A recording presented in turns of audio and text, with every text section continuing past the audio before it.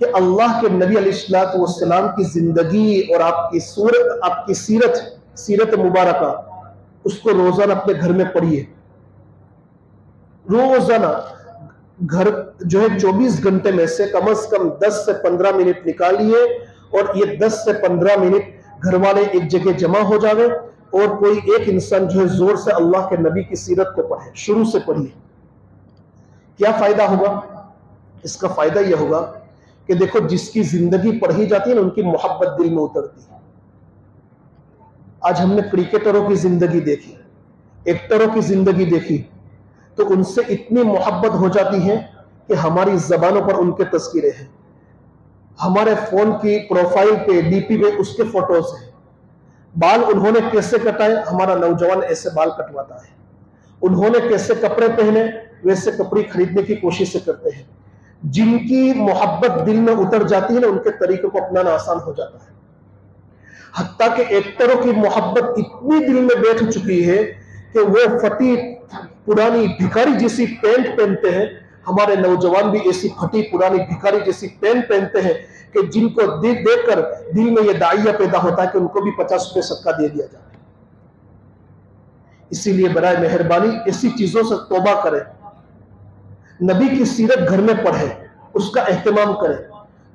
अल्लाह के नबी की सीरत रोजाना घर में पढ़ी जाएगी तो अल्लाह के नबी की मोहब्बत दिल में उतरेगी।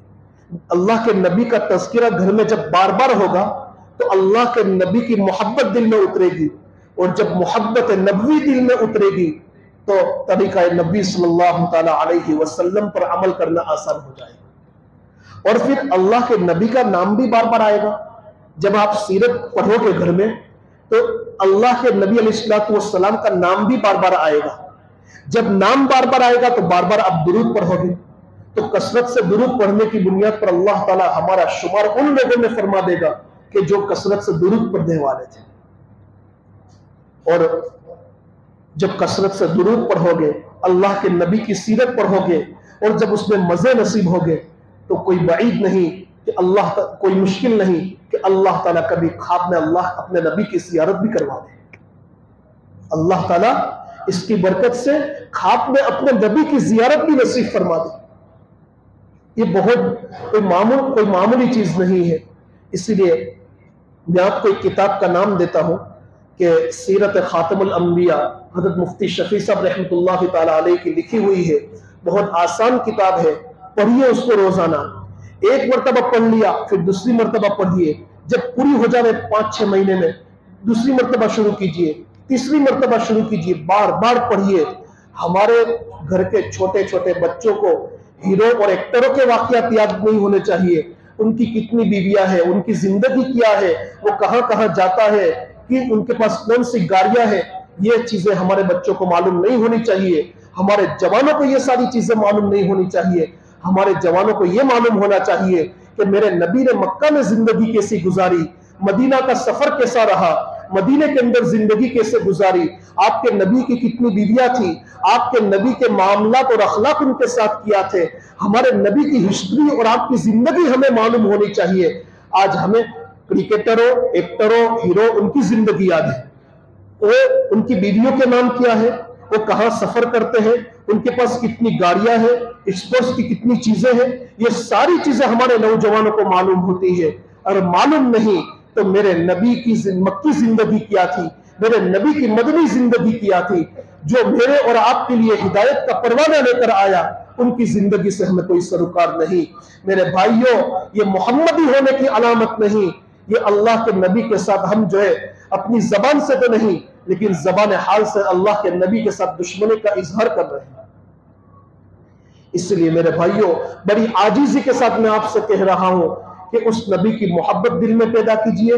उस नबी पर रोजाना सुबह और शाम 100 मरतबा दुरूद शरीफ पढ़िए और उस नबी की सीरत को पढ़िए, उस नबी की सुन्नतों पर अमल कीजिए।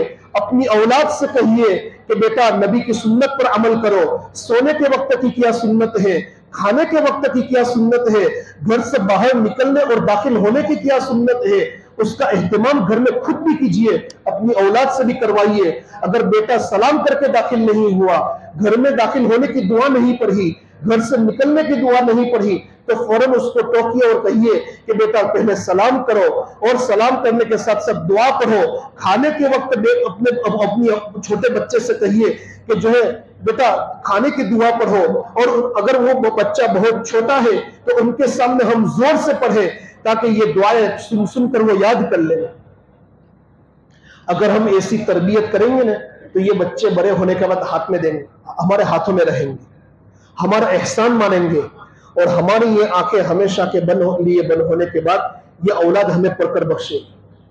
और अगर हमने हमारी औलाद की इस तरीके से तरबियत नहीं की तो ये कल बड़ी होने के बाद हमें खामोश कर देगी, हमें पुराने ख्यालात का आदमी समझेगी, और उनके दोस्तों के दरमियान उनकी मजलिस में हमारे बैठने को वो आर और हकारत समझेगी।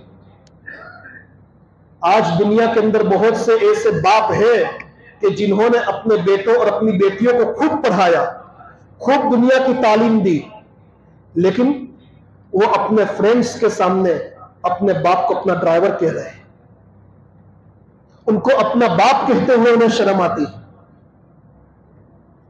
क्यों?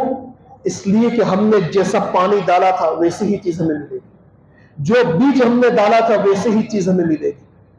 इसीलिए हम ये चाहते हैं कि औलादें बड़ी होने के बाद हमारे हाथों में रहे तो उसको और चीज न सिखाए, उसको मोबाइल न सिखाए, दुनिया की गंदी चीजें न सिखाए, बल्कि उसके सामने अल्लाह के नबी की सीरत को पढ़े, अल्लाह के नबी की तालीमात उन्हें सिखाए, अल्लाह के नबी की सुन्नतें उन्हें सिखाए, कुरान पढ़ना उन्हें सिखाए।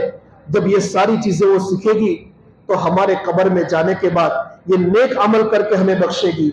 और अगर ये सही तरबियत नहीं की और कब्र में चले गए तो इनके गंदे गुनाह और इनके गंदे आमाल का वबाल हमें कब्र के अंदर भुगतना पड़ेगा। चूंकि हमने हमारी तरबियत की बुनियाद पर वो गुनाह के रास्ते पर चला है, नाफरमानी के रास्ते पर चला है, अल्लाह की नाराजगी के बाजार गर्म कर रहा है, उसका सबब चूंकि माँ बाप बने हैं, माँ बाप को कब्र में जाने के बाद उसको भुगतना पड़ेगा। इसीलिए अपनी औलाद की अच्छी तरबियत कीजिए, अच्छी तरबियत का इंतजाम कीजिए,